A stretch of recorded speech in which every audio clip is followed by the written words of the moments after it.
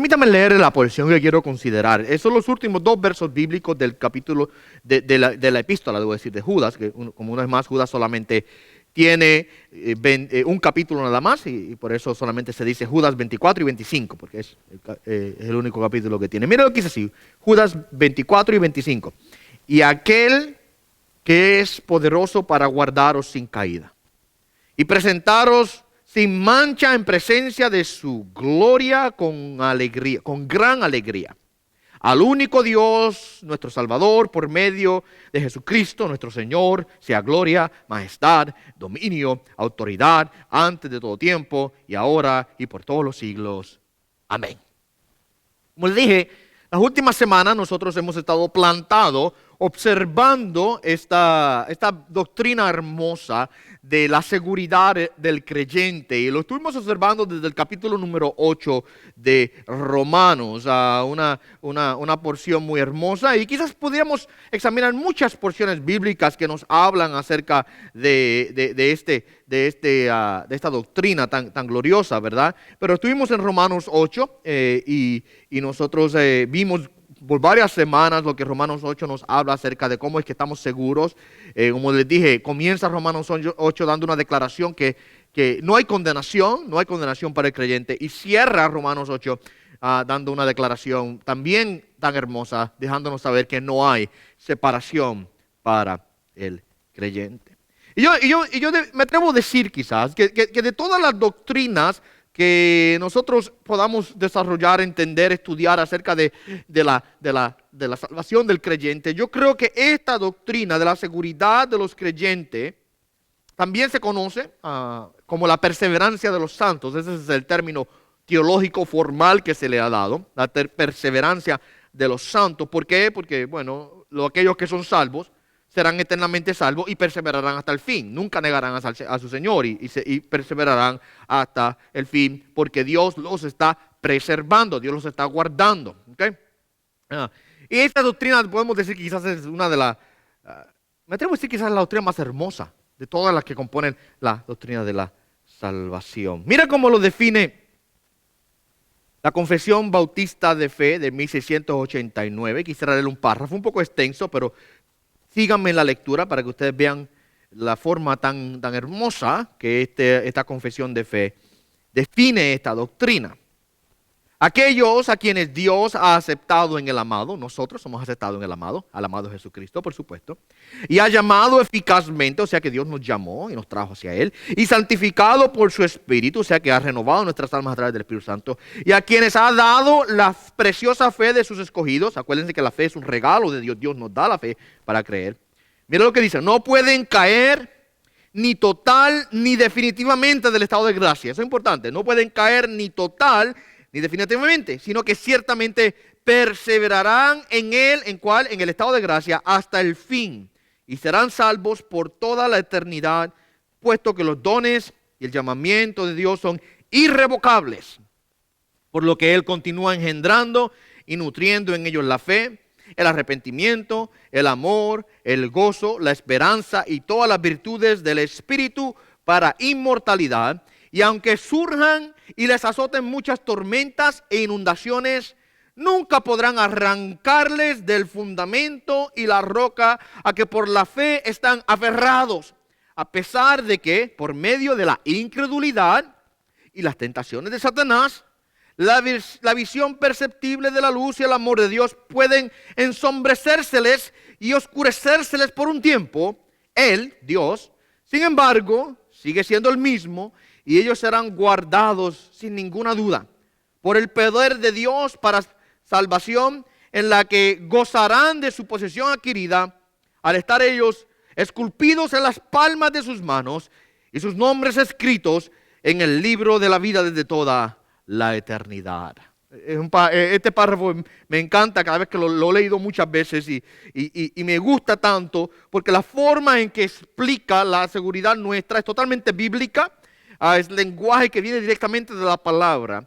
Nunca puede un hijo de Dios caer total ni definitivamente del estado de gracia, aunque, y ahí donde hay un paréntesis, aunque a veces por la incredulidad que queda en nosotros, sí, nuestro estado de pecado y corrupción, que todavía estamos pasando por un proceso de santificación, y aunque también por las tentaciones de Satanás. Mira lo que dice: la visión perceptible de la luz y el amor de Dios se puede ensombrecérseles y oscurecérseles por un tiempo. O sea, que quizás caigamos en un pecado en el cual experimentamos una falta de comunión con Dios, lo que quiere decir. Aunque eso ocurra, nunca vamos a caer del estado en el cual Dios lo tiene, porque estamos esculpidos en las mismas manos de Dios. Él nos está guardando y nos está protegiendo, mis amados hermanos, hasta el final. Hasta el final. ¿Okay? Y como les decía, quizás de todas las doctrinas que componen los elementos de la salvación, hay varias. Por ejemplo, la elección, la regeneración, la justificación, la santificación, la glorificación. Todas son hermosas, importantes, realmente gloriosas. Yo creo que es la doctrina de la seguridad del creyente la que es más atractiva a nosotros, por lo menos desde este lado del cielo, ¿verdad? Todavía no hemos llegado allá. Aquí, mientras estamos con los pies en la tierra, la doctrina más atractiva, la doctrina que más paz, que más gozo, que más descanso y gratitud trae a nuestros corazones, es la doctrina, mi amado hermano, de que nuestras almas están seguras en Cristo Jesús. Esta es la garantía de parte de Dios para nuestras vidas. La garantía. Es el sello que nos dice a nosotros que si nosotros creemos en Cristo, estamos seguros en Él para siempre. Especialmente a la luz de las demandas del Evangelio. El Evangelio tiene ciertas demandas extremadamente, quizás podemos decir, aún difíciles. El Evangelio nos dice a nosotros que tenemos que negarnos, que tenemos que tomar la cruz, que tenemos que seguir a Cristo, tenemos que abandonar todo, tenemos que estar dispuestos aún a morir por Cristo si así es necesario. Y a la luz de esas demandas que el Evangelio nos hace, mis amados hermanos, Dios nos provee aquí ahora a nosotros un compromiso irrevocable de que Él nos ha de salvar total y completamente. Pregunto, ¿será posible que Dios demande tanto de nosotros y que Él no nos dé ninguna garantía? ¿Será posible que en un último momento Él nos deje caer y pueda yo perderme eternamente?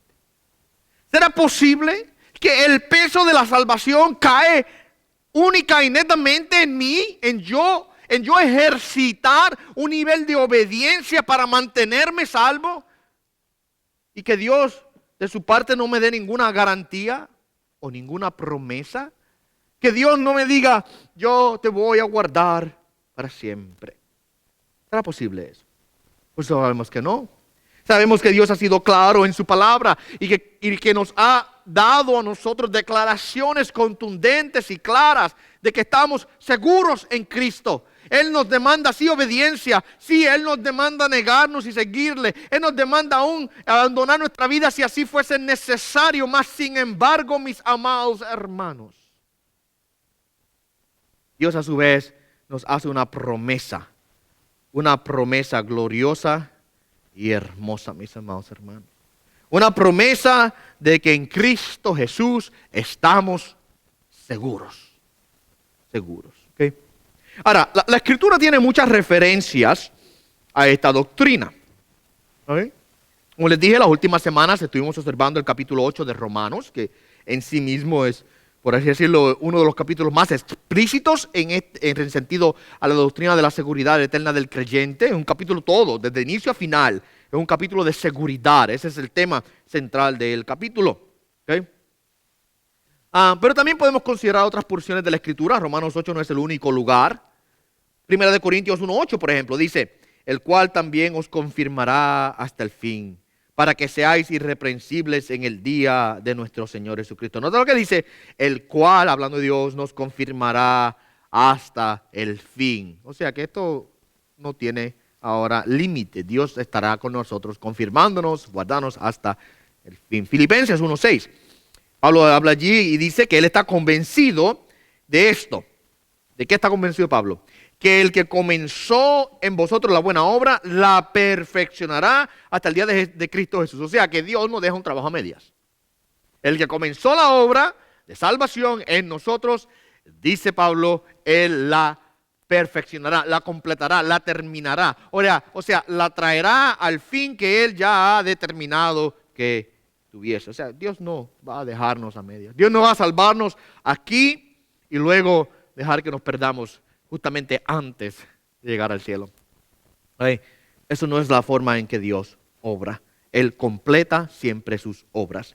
Juan 6:37 al 40, aquí es Jesucristo mismo hablando, dice, todo el que Padre me da vendrá a mí, el que me viene de ningún modo le echaré fuera, porque he descendido del cielo no para hacer mi voluntad, sino la voluntad del que me envió, y esta es la voluntad del que me envió, que de todo lo que Él me ha dado yo no pierda nada. Note lo que está diciendo Jesucristo, que la voluntad del Padre es que Cristo no pierda a ninguno de lo que Él ha recibido de parte del Padre, sino que le resucite en el día final, porque esta es la voluntad de mi Padre, que todo aquel que ve al Hijo y cree en Él tenga vida eterna, y yo mismo le resucitaré en el día final. Esta es la promesa de Cristo ahí. La voluntad del Padre es que nada de lo que Cristo ha recibido, y aquí está hablando de los que somos salvos hemos sido dados por el Padre al Hijo. ¿Ok? Todo lo que el Padre me da vendrá a mí. Cristo está hablando aquí de todos los que han sido salvados y serán salvos a través de las edades. Somos dados por el Padre al Hijo. Y Cristo dice, la voluntad del Padre es que yo no pierda ni uno de ellos. Y Cristo va a cumplir esa voluntad del Padre. Juan 10, 27, 29, y también Jesucristo claramente habla de esto. Mis ovejas oyen mi voz, dice, y yo las conozco y me siguen, y les doy vida eterna, y jamás perecerán, y nadie las arrebatará de mis manos. Esa declaración es preciosísima.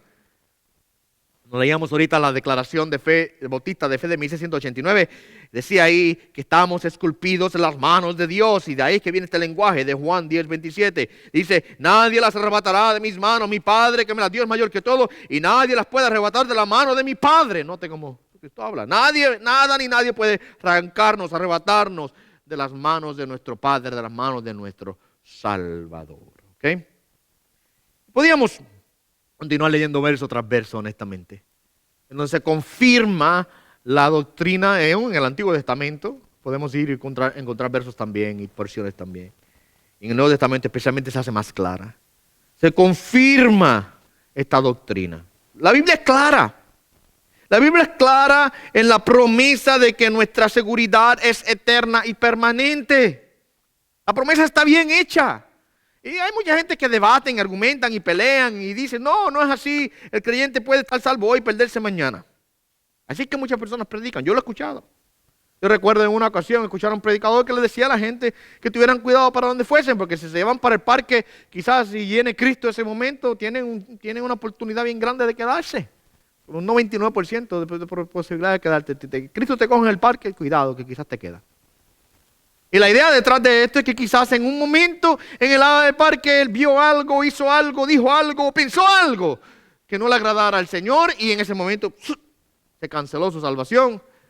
Por tal razón, cuando Cristo llegó en ese instante a buscar a su iglesia, ese cristiano que decidió irse al parque a disfrutar el sol o disfrutar quizás la playa o a comerse unas hamburguesas, no sabemos. Decidió disfrutar la creación que Dios le dio. Ahora, en un instante, la trompeta sonó, Cristo levantó a su iglesia y Él se quedó. Esa es la promesa de la palabra. Eso es lo que la palabra nos enseña a nosotros. Sabemos muy bien que no es así. La palabra es clara. La promesa de Dios es clara. De que, mis amados hermanos, estamos seguros en Cristo. Nada nos arrebatará de allí. Ahora, quisiera mirar esta doctrina de la salvación, de la seguridad del creyente desde un punto de vista específico. Y es este. Dios ha hecho la promesa. Dios ha hecho la promesa. Bien lo sabemos. Y le cité textos bíblicos aquí y podría continuar citando muchos otros textos bíblicos más. ¿Ok? Muchos más. No creo que me daría el tiempo para analizar, estudiar, citar todos los textos bíblicos de la Escritura que nos hablan de la promesa, de la seguridad del creyente. Ahora la pregunta, y aquí la perspectiva que quiero observar en esta mañana. ¿Puede Dios cumplir esa promesa? ¿Puede Dios cumplir la promesa? Puede ser que Dios ha hecho la promesa, pero surja que llegue un punto, un momento en el cual Él no pueda, en el cual Él pierda control. ¿Será posible que en un momento Dios pierda el control o que no tenga el poder suficiente para asegurar a cada uno de sus hijos. Puede ser que uno de ellos se le pase por el sedazo y se quede. Podrá ser que alguno de ellos en el instante final Dios se duerma y no lo logre salvar totalmente. Yo creo que Judas, aquí, en el texto que leímos al inicio de entrada, nos da respuesta a esta pregunta. Yo creo que ustedes saben la respuesta, es obvio, ¿verdad? Pero quiero que la examinemos de manera metódica de la palabra del Señor. La pregunta, ¿será posible que Dios pueda cumplir esta promesa? ¿Será que Dios... Y saben muy bien que es sí, Dios puede cumplir, Dios tiene el poder para cumplirla. ¿Okay? Pero quiero que examinemos la palabra del Señor para que nosotros observemos lo que la Escritura nos dice aquí. Miren lo que dice el texto de Judas, y vamos a romper este texto, verso 24 y verso 25 de la epístola de Judas, en cuatro porciones, cuatro palabras que quiero usar. Poder, preservación, presentación y propósito. Poder, preservación, presentación y propósito. ¿Okay? Tenemos la primera palabra. El texto dice, y aquel que es poderoso. ¿Ven ahí? Aquel que es poderoso. Antes de entrar, debo hacer una aclaración. Este texto que estamos leyendo aquí, Judas 24 y 25, es lo que se conoce teológicamente como una doxología. Una doxología, yo lo he dicho muchas veces, así que usted debe memorizarse lo que es. Una doxología es simplemente una palabra de adoración, una declaración de gloria. Doxo, gloria, logía, palabra de gloria, palabra de adoración. Y Judas está aquí dándole gloria a Dios. Note que comienza diciendo, y aquel, a Dios, ¿ve? Y aquel. Y luego el verso número 25 dice, sea la gloria. O sea, a Dios sea la gloria. Así que es una palabra de adoración, una palabra de alabanza. Y dentro de esto hay una declaración teológica muy impresionante, muy hermosa respecto a lo que Dios hace por nosotros en guardarnos. Y la primera faceta, la primera palabra que quiero observar es el poder de Dios. Poder, la primera palabra. Dice, y aquel que es poderoso. Y observemos esa palabra, poderoso o poder. La palabra griega es dinamai o dunamai. Y literalmente quiere decir ser capaz de hacer algo o poder hacer algo o ser apto para hacer algo o tener la capacidad para hacer algo. Y nosotros literalmente recibimos de esta palabra la palabra moderna dinamita. Ustedes saben que la palabra dinamita es un explosivo, algo que es poderoso, que aún la dinamita es usada para romper piedra, por ejemplo, y hacer destrucción. Y es un poder bien fuerte e ilimitado. Y es lo que la idea detrás de la declaración de que Dios es poderoso, es que Dios es explosivamente poderoso. Y por supuesto, es mucho más poderoso que la dinamita. Sabemos eso, porque la dinamita es un componente físico y material. Pero Dios está por encima de todas las cosas y es total y completamente poderoso. Nosotros utilizamos un término teológico que es omnipotente. Y lo que eso quiere decir, omni quiere decir todo, completamente, perfectamente, totalmente.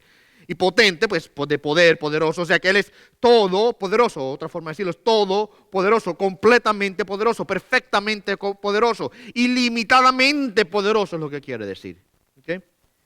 Y esa es la forma que la Biblia declara a Dios. Dios es un Dios todopoderoso, no hay límites para Él. Dios tiene poder sobre todas las cosas. Bien sabemos que Él tiene poder sobre la creación y podría citarle texto tras texto tras texto que nos habla respecto al poder de Dios sobre la creación. Y yo creo que el más evidente de ellos puede ser el hecho de que Él creó la creación, ¿verdad? Él habló y las cosas fueron hechas. Él dijo y todo fue creado.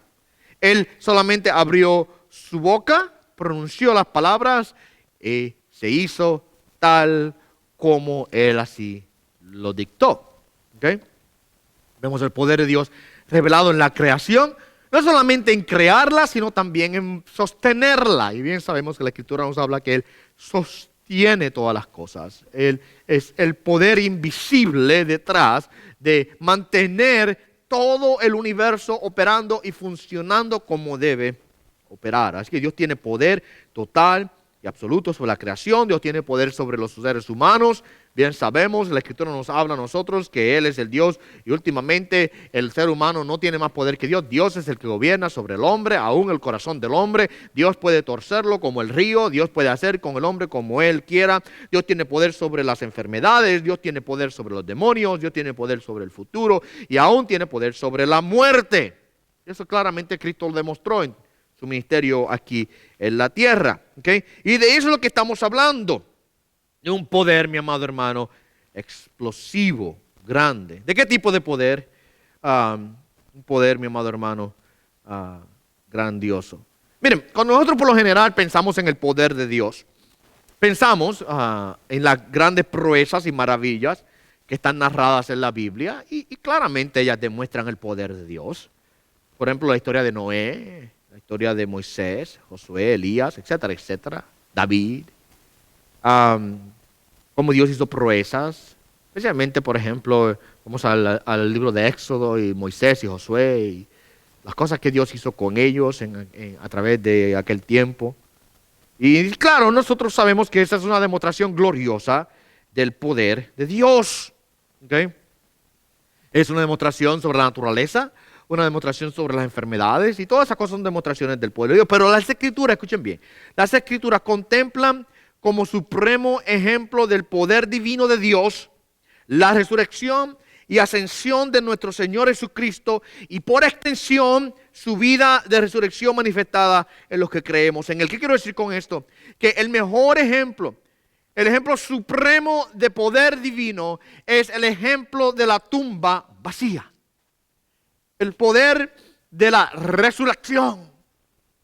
Porque una cosa es dividir un mar rojo. Una cosa es hacer que llueva granizo, por ejemplo. Pero otra cosa es vencer la muerte.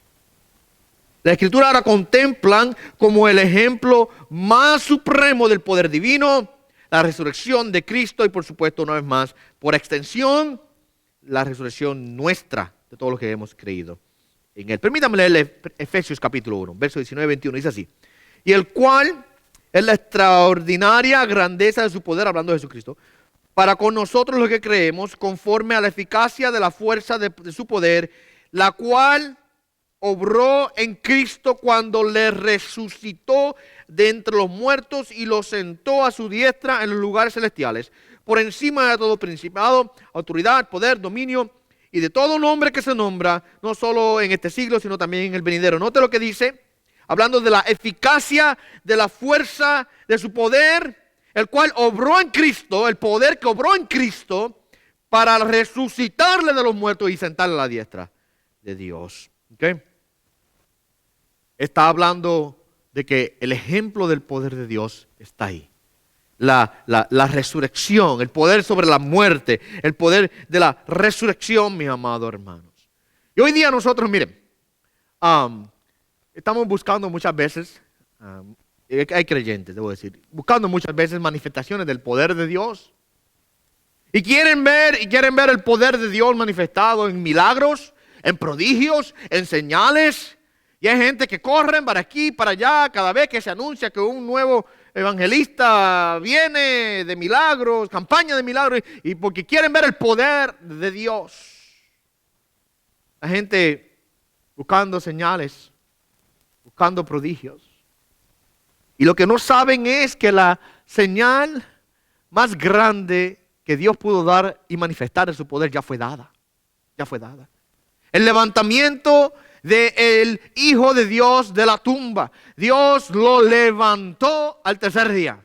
Ese es el mejor ejemplo del poder de Dios. Y ahora, en este momento, el poder de Dios se manifiesta principalmente en este mundo, específicamente en la preservación y la santificación de los hijos de Dios. Dios está obrando poderosamente para guardar a sus hijos. Mira lo que dice Romanos 16:25. Y aquel que es poderoso para afirmaros conforme a mi evangelio y a la predicación de Jesucristo, según la revelación del misterio que ha sido manifestado en secreto durante siglos sin fin. Y aquel que es poderoso para afirmaros.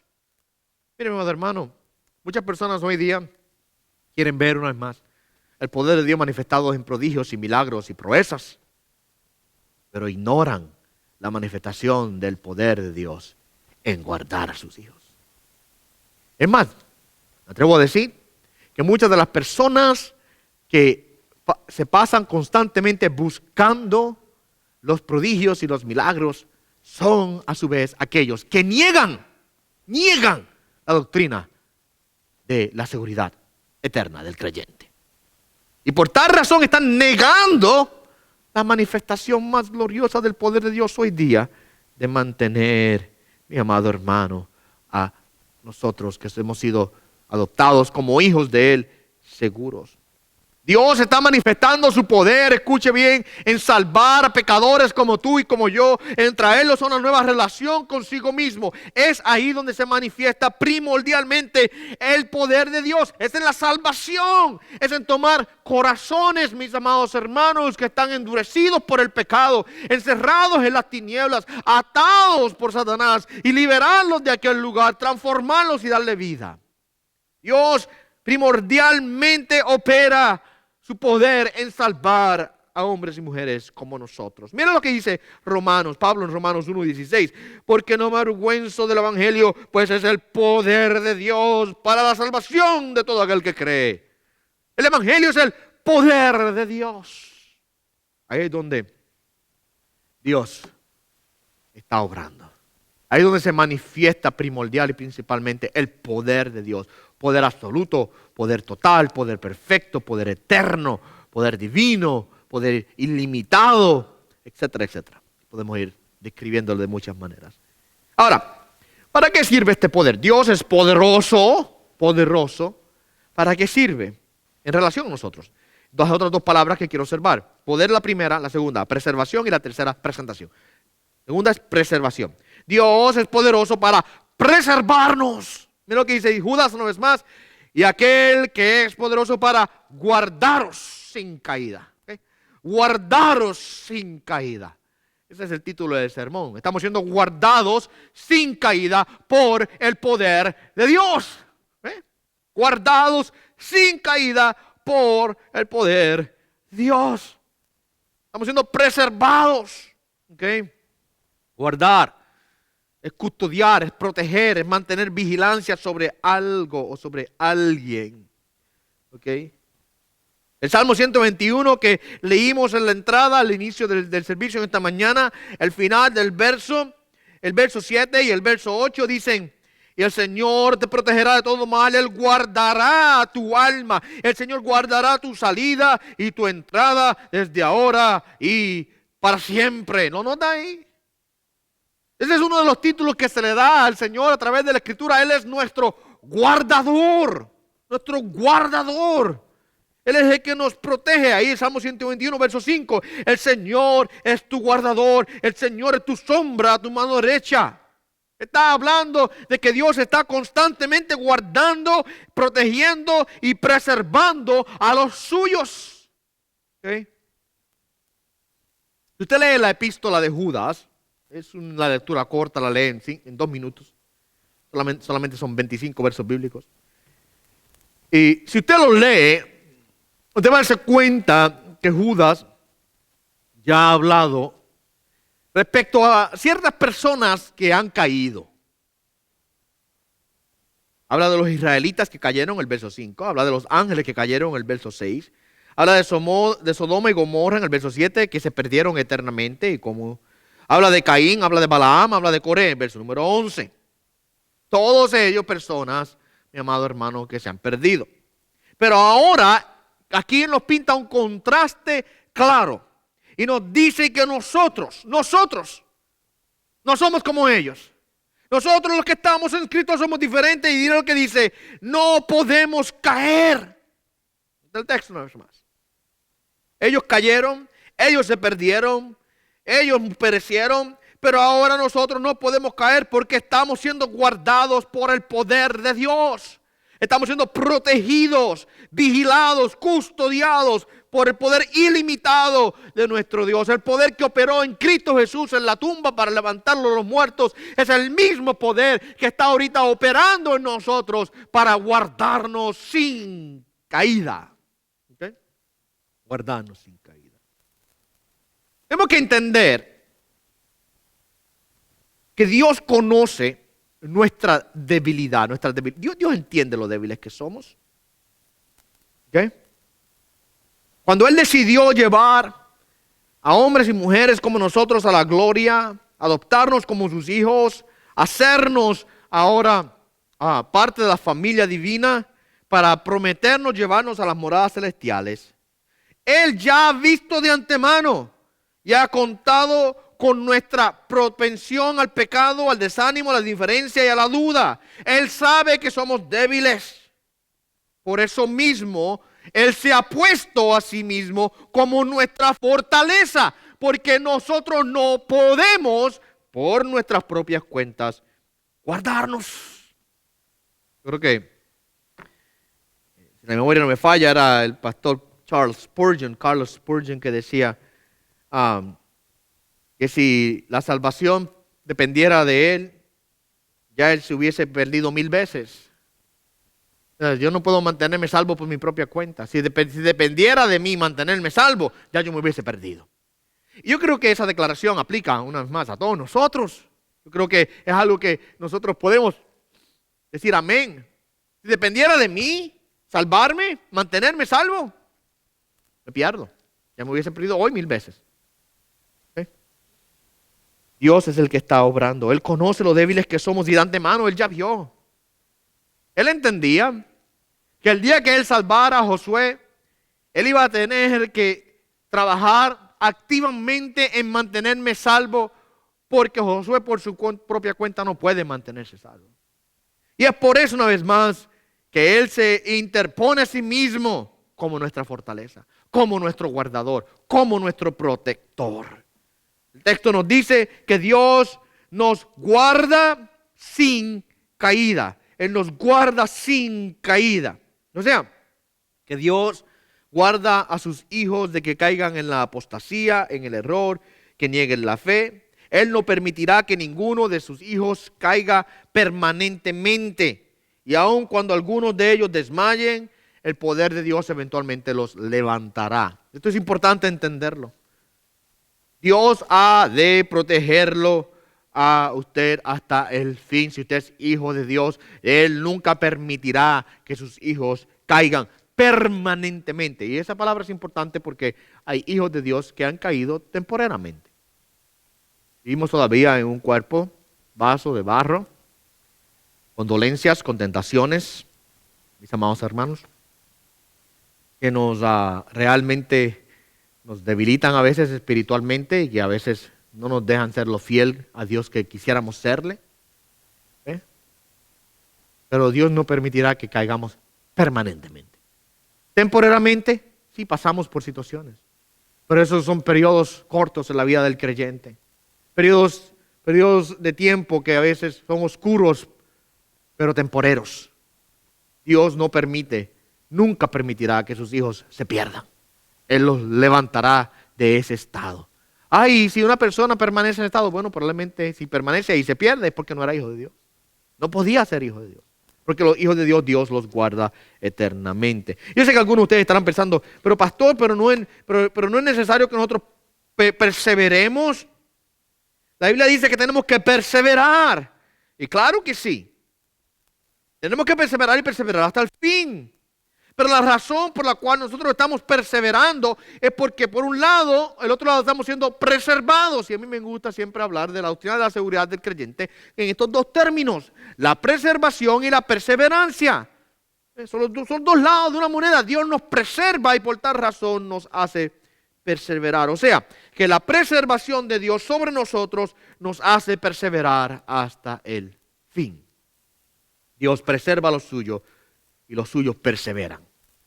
Y esto es una vez más, son inseparables estas dos doctrinas, van conectadas, atadas de la mano. No puede usted separar una de la otra. El que es preservado persevera, el que persevera es porque es preservado.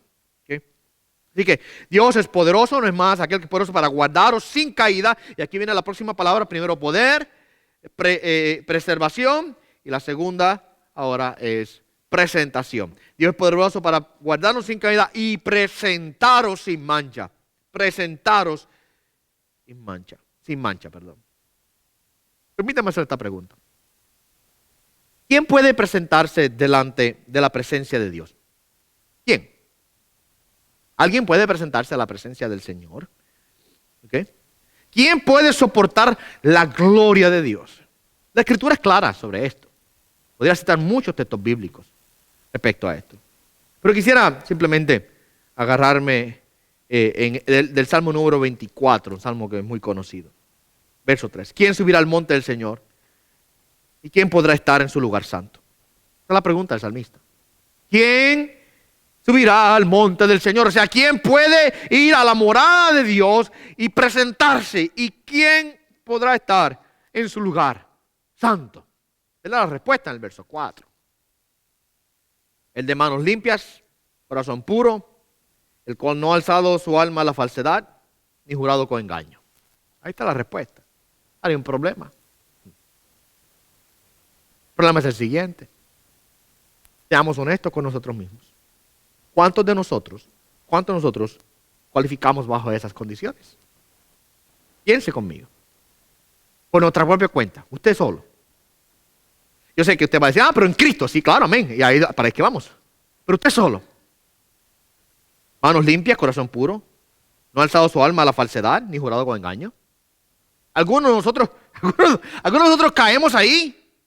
Yo puedo decir, yo toda mi vida he tenido manos limpias, está hablando de la pureza y santidad. Manos limpias, corazón puro, nunca ha habido engaño y falsedad en mi alma. Nunca. Así. Bien sabemos que la respuesta es, ninguno de nosotros cabemos ahí. Ninguno de nosotros podemos ser cualificados bajo esas condiciones.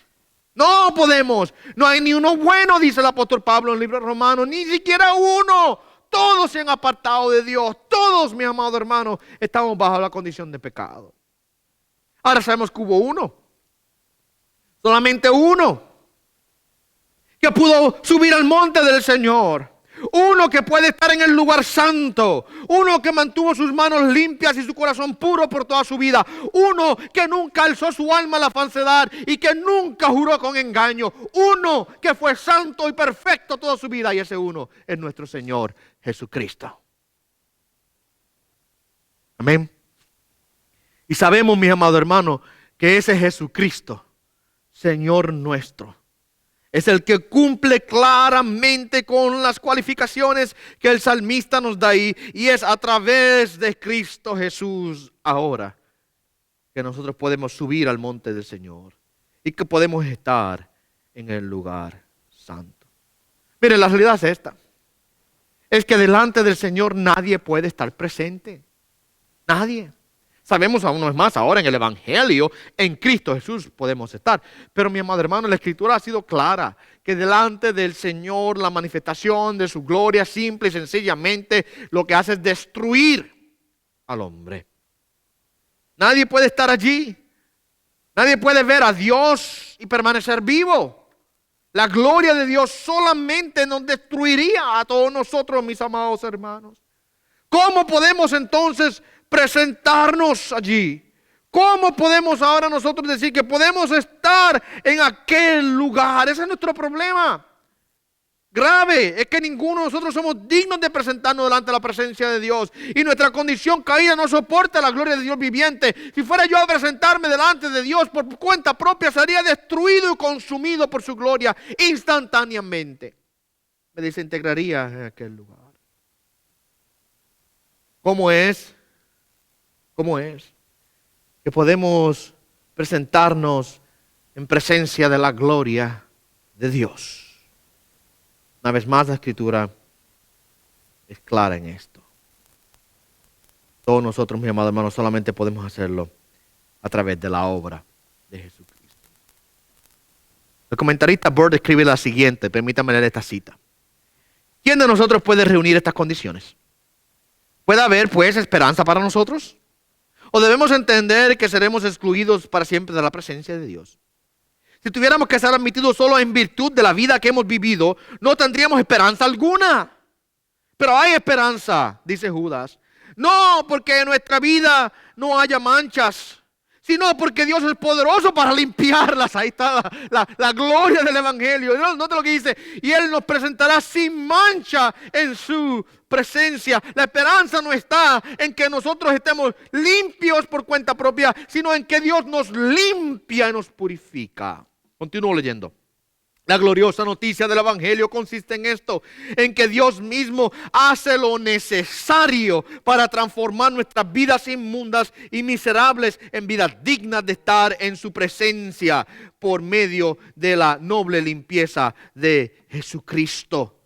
Nos hace perfectos para siempre, lavando nuestras ropas en la sangre del Cordero, y nos regenera y nos renueva por el lavamiento del Espíritu Santo. La perfección de nuestra justificación ha sido efectuada ya por Cristo en el Calvario. La de nuestra santificación está siendo efectuada ahora mismo por medio de la poderosa acción en nosotros del Espíritu de Cristo, quien nos transforma de gloria en gloria. El resumen es, mis amados hermanos, que nosotros no podemos presentarnos sin mancha delante de Dios, pero Dios nos presenta sin mancha delante de Él. Ahí está la diferencia. Dios es el que ahora hace lo necesario para transformar nuestras vidas inmundas y miserables en vidas dignas de estar delante de su presencia. Dios es el que hace la obra. Dice aquí Judas que Él es poderoso para guardarnos sin caída y presentarnos sin mancha. Él nos presentará sin mancha.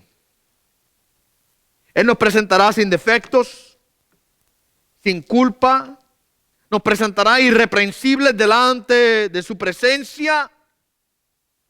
Mis amados hermanos, nos presentará delante de su gloria y no de la actitud divina al presentarnos allí. Y lo único que yo honestamente puedo hacer es imaginarme esto, porque el entender y comprender la declaración de Judas aquí quizás va más allá de mi capacidad intelectual. Porque tenemos que esperar a llegar al cielo para poder realmente realizar lo que quiere decir Judas aquí. Él dice: Él nos presentará delante de su gloria, ¿verdad?, sin mancha, en presencia de su gloria, con gran alegría. Y esa declaración es importantísima. La palabra ahí habla de un gozo exuberante, habla de júbilo, saltación. Está hablando, mi amado hermano, de que Dios se goza. ¿Usted podría imaginarse esto? Y como le dije, lo más que puedo hacer, lo mejor que puedo hacer es simplemente imaginarlo. No tengo quizás la capacidad de comprender y de poder ver mentalmente el gozo de Dios. Oh, mis amados hermanos. Pero Dios por naturaleza es un Dios salvador que se goza en salvar al pecador. Dios se goza en salvar al pecador. ¿Okay? Ese es el punto de Lucas capítulo número 15. Léalo cuando usted pueda. El punto de este capítulo es el gozo del Señor en salvar al pecador. Usted lee el capítulo, usted va a descubrir que había unos fariseos y escribas que se quejaban de que Jesucristo pasaba tiempo con los pecadores. Y Jesucristo le da la parábola de la oveja perdida, de la moneda perdida y del hijo perdido, el hijo pródigo. Y es una parábola realmente en tres formas, pero es la misma parábola. Se perdió algo, se encontró algo, hubo gozo por ese algo. Se perdió algo, se encontró algo, hubo gozo por ese algo. Y lo mismo con el hijo. Se perdió la oveja, se encontró la oveja, hubo gozo por la oveja. Se perdió la moneda, se encontró la moneda, hubo gozo por la moneda. Se perdió el hijo, se encontró el hijo, hubo gozo cuando el hijo regresó a la casa de su padre y se hizo gran fiesta y gran celebración y se mató el becerro gordo y se le puso vestimentas nuevas y el anillo en sus manos y sandalias y calzado en sus pies. ¿Ve? Y celebremos porque mi hijo estaba muerto pero hoy vive. ¿Ve? El gozo de Dios, Dios se goza, Dios se alegra en salvar. Y usted puede imaginarse conmigo el momento en el cual por fin se cumplan los tiempos, el momento en el cual el plan de Dios se llene a su capacidad y cada alma que Él ha determinado salvar sea salva y por fin todos nosotros logramos estar unidos en la presencia de nuestro Dios. El gozo tan grande, la alegría ilimitada que existirá y habrá en aquel lugar, en aquel momento. No habrá límite. No habrá límite. Dios nos presentará con gran alegría. En aquel momento, mi amado hermano, habrá un gozo ilimitado, grande. Será la fiesta más grande del universo. La celebración más grande que puede existir, mis amados hermanos. El momento en el cual Dios nos presente sin mancha delante de su gloria y cumpla su promesa. Y celebremos con Él para siempre. ¿Ve? Le dije que eran 4 palabras que quería revisar. Poder, Dios es poderoso. Preservación, para guardarnos sin caída. Presentación, y para presentarnos delante de su presencia, en presencia de su gloria con gran alegría. La última que quiero examinar, propósito. Propósito. Esta va a ser un poco rápida. Y esto lo hemos ya hablado en el pasado, las últimas semanas. El propósito principal de nuestra salvación es la exaltación del nombre de Dios. Es la gloria de Dios. Dice el verso 25. Al único Dios, nuestro Salvador, por medio de Jesucristo, nuestro Señor, sea gloria, majestad, dominio y autoridad antes de todo tiempo y ahora y por todos los siglos. Amén. Al único Dios, nuestro Salvador, por medio de Jesucristo, sea gloria, majestad, dominio y autoridad. El propósito principal de nuestra salvación es la exaltación del nombre de Dios. Dios, quien por naturaleza es Salvador. Él es el único Salvador, porque no hay otro más que Él. Y a través de ser el Salvador, mi amado hermano, Él trae gloria a sí mismo. Él exalta su nombre, Él exalta el nombre del Hijo a través de la salvación nuestra. Él es exaltado y glorificado por exponer delante de toda la creación su gracia, su misericordia, su favor, su perdón. A través del sacrificio de Jesucristo, Dios es glorificado. Note 4 aspectos que da Pablo aquí de esta exaltación. Gloria, que acapara todos los atributos divinos del resplandor poderoso de Dios. Majestad, que apunta al reino absoluto del Padre como Rey de todas las cosas. Dominio, hace referencia a la extensión de su poder y su activo control sobre todos nosotros. Autoridad, que denota el supremo derecho y privilegio de hacer de acuerdo a su voluntad. Dios, a Él sea la gloria, la majestad, el dominio y la autoridad. Dios es digno de ser exaltado eternamente, antes de todo tiempo, desde la eternidad pasada, antes que nosotros existiésemos. Y ahora, en el presente en el que vivimos, y por todos los siglos, hasta el fin, en el futuro, Dios es digno de ser exaltado desde siempre y para siempre. ¿Okay? Lo que quiere decir, antes de todo tiempo y ahora y por todos los siglos. Amén. La razón por la cual Dios nos salva, mi amado hermano, no es porque nosotros somos tan especiales que Dios tiene que salvarnos. He dicho esto en otras ocasiones ya. Dios nos salva para su gloria, para ser exaltado sobre todas las cosas. Ahora, para cerrar ya, mis amados hermanos, nosotros podemos, como hijos de Dios, reposar en la verdad infalible de que su poder constantemente nos preserva. Reposemos en eso. Descansemos en el poder de Dios que nos guarda, que nos preserva, para algún día presentarnos delante de Él completamente santificados, totalmente puros, con el propósito final de que Él sea glorificado y exaltado eternamente.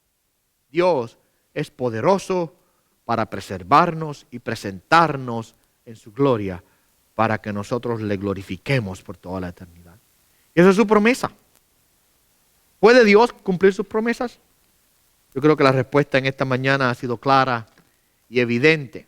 Sí, Dios ha prometido guardar a sus hijos y Él es poderoso para cumplirlo. Él es poderoso para llenar esa promesa. Amén.